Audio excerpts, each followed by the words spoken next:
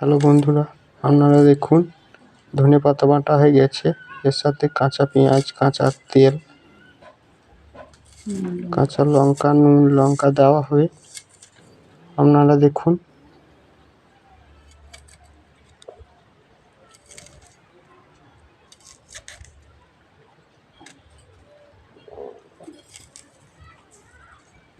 পেঁয়াজ পড়েছে, তেল পড়ছে,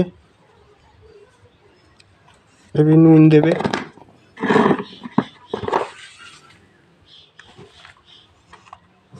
এক চামচ নুন দিয়ে এবার এটাকে নাড়াচাড়া করে ভাত দিয়ে খাওয়া হবে।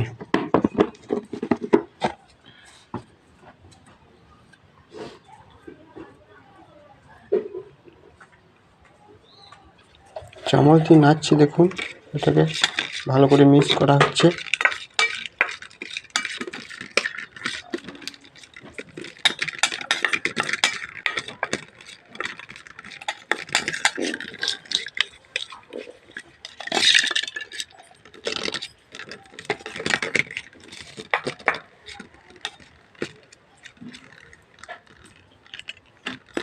দেখুন বন্ধুরা, মিক্স হয়ে গেছে, এবার ভাত দিয়ে খাওয়া হবে।